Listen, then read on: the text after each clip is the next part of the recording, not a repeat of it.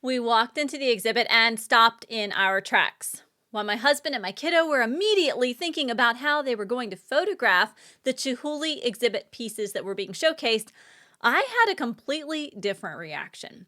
My brain started overloading with inspiration and parallels between Chihuly's beautiful art and our businesses as course creators, as entrepreneurs, as small business owners. Have you ever had that kind of aha moment happen to you where you are just suddenly inundated with ideas and deeper meaning that makes you stop for a moment? That is exactly what happened to me in that moment. Now, we can definitely choose to keep our eyes, ears, minds, and hearts closed to those kinds of moments, but I hope that you'll agree they can actually be really powerful if we let them in. And today I'm sharing with you 3 of the lessons that got reinforced, as well as one kind of existential moment during the 60-second solution at the end of the episode. And if you want to get a peek into the exhibit and many of the other business takeaways I had from several of the pieces, head over to YouTube to the Digital Course Creator Guide channel for an entire series of short videos that is coming out on this exact topic. Anyone can add a digital course to their business. So what sets the six-figure course creators apart? You're about to find out. Welcome to the Digital Course Creator Podcast with Dr. Maura, a longtime entrepreneur now using her PhD in psychology to help you go from sticky notes to sales worth celebrating. Oh man, the Chihuly exhibit was absolutely amazing, and it began with a video about Chihuly and his approach to art and creation and really pushing himself. And then after we watched the video, we got to head right on into the exhibit. We were going to an exhibit of his work at the Biltmore Estate in North Carolina, so it wasn't a huge exhibit, but it left us with so many neat ideas and perspectives and moments that it was well worth it. I think it's really easy to ignore the moments because we are always in a rush. So we intentionally went through the exhibit twice. Today, as I mentioned, I'm sharing with you just 3 of the aha moments that I had walking through and studying the pieces on exhibit. And I'll be sharing more with you on my YouTube channel in that special playlist called Lessons Learned from a Chihuly Exhibit. So as we walked into the exhibit after the video, I was struck with something funny. We were entering the exhibit on the next to last day that it would be available.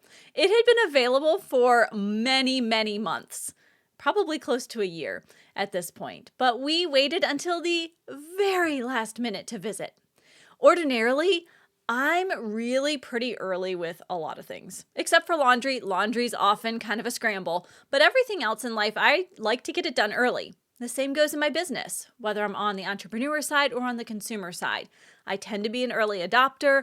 I'm the person that buys the thing the first day the cart is open. I am the course creator who gets the email sequences for a webinar done weeks in advance, and I often have things pre-scheduled for several weeks at a time.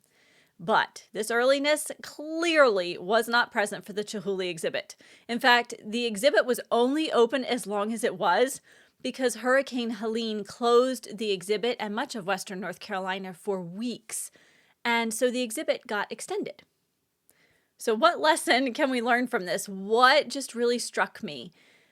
It's that people will wait until the last minute. So simple, but it made me smile.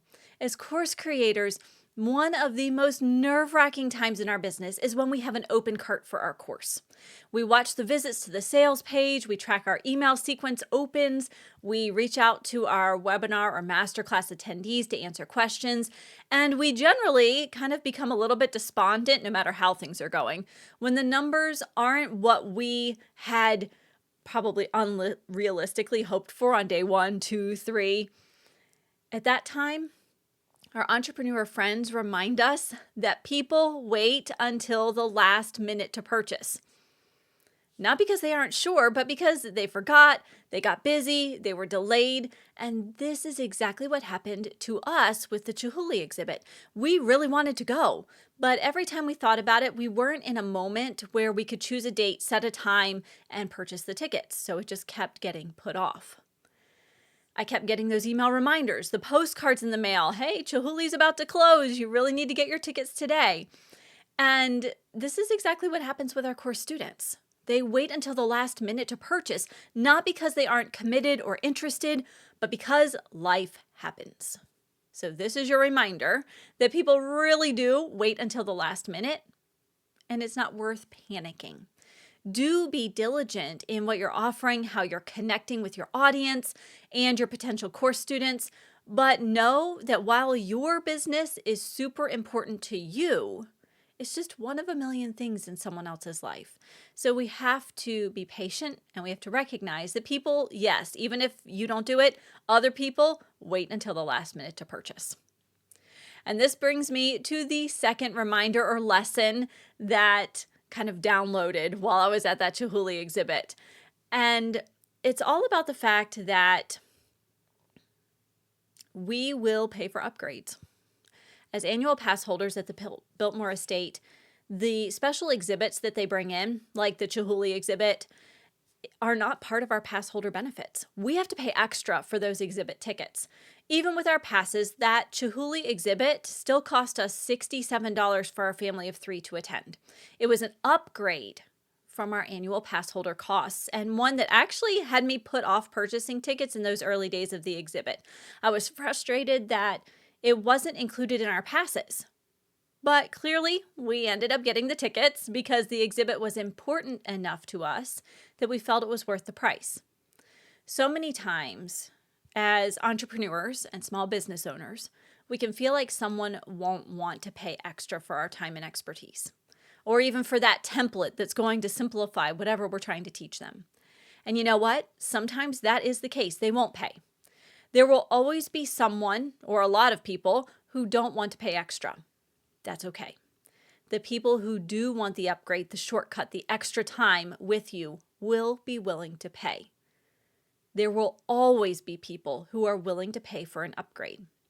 I purchased a live workshop recently, and on the page after I hit purchase, I was given the opportunity to upgrade to pay for a small group live session about a week after the workshop so that I could ask questions, get personalized feedback, and hear what others were asking and going through.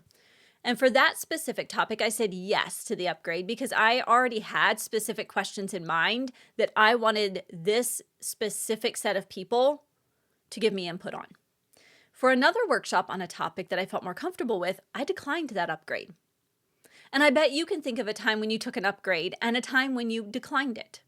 These kinds of upgrades happen all the time and people take them all the time. Think about going to Panera Bread. When you check out with a meal and a drink, you are invited to get a bakery item for a reduced cost. It's an upgrade.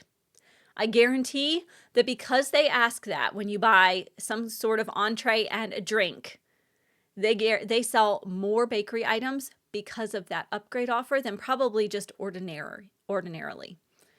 So lesson 2 that I want to remind you of today is that people will pay for an upgrade. Don't be afraid to offer it.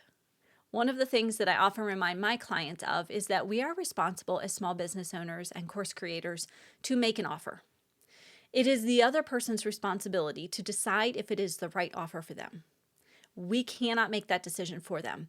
The Biltmore Estate brought in the Chihuly exhibit and made an offer to us. They offered a lower rate to pass holders than the general public was paying, and then they left it up to each pass holder to decide whether to take advantage of the upgrade. Now, they didn't just make the offer one time and walk away. They made the offer, sent the postcards, sent the follow-up emails, did all of the advertising things, and ultimately, they still left it up to us as the pass holders to decide if this was something we wanted to take or not. So I want you to think about what upgrades could you offer in your course and business? Maybe it's a live Q&A with you after a webinar or a workshop. Perhaps it is a personalized review of this one step in the process that trips people up that you're teaching. Maybe it's a discount on another one of your products that's complementary to what you're offering. For example, I have an accessibility workshop or mini course, and I have an upgrade offer that will teach someone how to create a similarly constructed mini course of their own. So essentially giving them a behind-the-scenes look and a roadmap for what to do. How did I make this? So that they can do that for themselves. So think about what upgrades you could offer in your course and your business. So far, I've shared 2 lessons or reminders that our recent visit to the Chihuly exhibit at the Biltmore Estate brought to the front of my mind. First, some people will wait until the last minute to take action, and second, people will pay for an upgrade if it is important to them. And I promised you 3 lessons on this podcast today, but many more on my YouTube channel at Digital Course Creator Guide on the playlist Lessons Learned from a Chihuly Exhibit. So this means that we are now ready for the 3rd and final lesson of the podcast. And lesson 3 is, not everyone will love your stuff. We were talking about the exhibit with some friends who shared that they had been to the Biltmore Estates exhibit, as well as a Chihuly exhibit on the West Coast that was bigger, and that the Biltmore Estate exhibit was disappointing. They didn't love it, and they didn't recommend it. Despite their negative review, we knew plenty of people who had really loved it and felt it was well worth the trip and the added cost. So being a scientist, I know that everyone is going to have different experiences and reactions to just about everything in life. In this case, we had friends that didn't love the exhibit. We, however, loved it. We loved it so much that we went through the entire exhibit twice to make sure that we didn't miss anything and that we could talk about the different parts that we loved and what we were taking away from it all. No matter what, you are always going to have someone who doesn't like what you offer, how you teach, or your price point. There is something that will be wrong. There will be far more people who are excited for what you offer and how you can help them. Focus on these people in your business. Being inclusive doesn't mean that we have to serve everyone, just that we need to welcome and support anyone who's genuinely interested in what we have to offer. And I bet you can think of a time when an offer wasn't right for you and you could really pick it apart to pieces if you wanted to, because it just wasn't right for you. So you could see all of these things that just wouldn't work, but they wouldn't work for you. You can also think of offers that you loved and others were picking apart. We are not going to be everyone's cup of tea, and that is okay. But it can be really tricky, I think you would agree, to kind of let that go and not let it creep into your mindset. So I invite you to keep a mission statement, your mission statement, not just any, your mission statement somewhere nearby that you can refer back to whenever you are being trolled or you have a detractor, someone who goes, ugh, that's awful. I can't believe they made that. And I want you to revisit that mission statement and be sure that what you're doing is in alignment with your mission. If it isn't, make adjustments. If it is, keep moving forward. So lesson 3, you and your offers are not going to be for everyone. I do still have one more kind of existential moment that I want to share with you from the exhibit, but first, let's talk about taking action.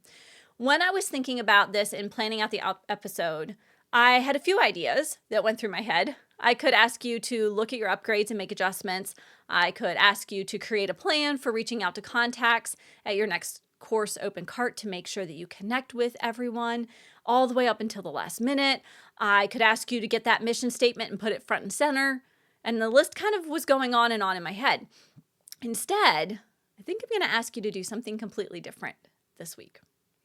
I would like you to live in the moment during some activity this week where you might ordinarily be distracted. It might be putting your phone down in the grocery store line and just watching people or smiling at the person in front of you or behind you. It might be sitting at your kids' sports or arts lessons or practices and really just absorbing the experience. It could be something else entirely. It could mean cooking dinner and not feeling rushed and just enjoying each step of the process. Just choose a time to be fully present. And this brings me to that existential moment I keep bringing up that I've been talking about the entire episode and why I'm not going with a typical action item this episode. I want you to really live in the moment, be present. So we were on our second trip through the exhibit. I told you we went through twice. We were on our second trip through the exhibit and really taking our time. We were stepping back. We were just observing and absorbing, noticing the little details that we missed the first time around. And part of living life to the fullest as an entrepreneur, as a small business owner, course creator, human, you name it, is to be present in our existence and in our surroundings. We have to stop and take time for the beauty and the experiences that surround us.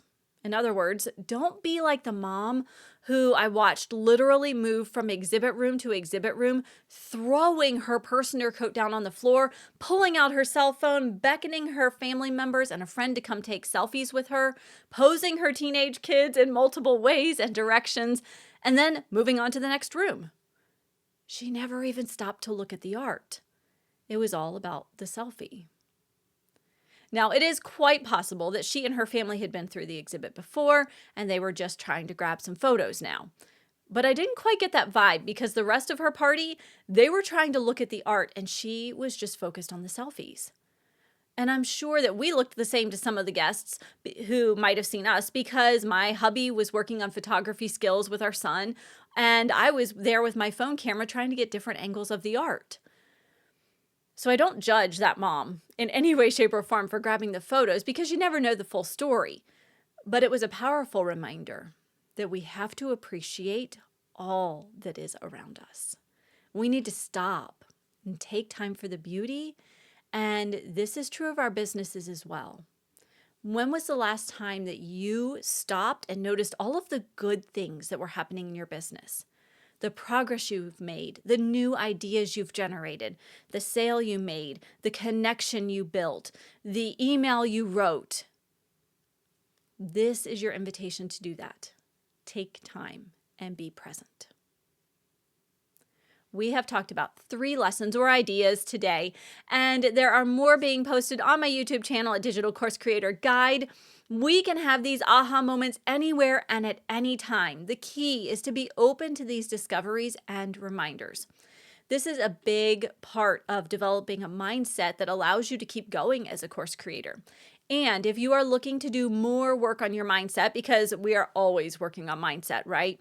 I encourage you to check out episode 214, which was Master Your Mindset, 3 Essential Actions for Digital Course Creators.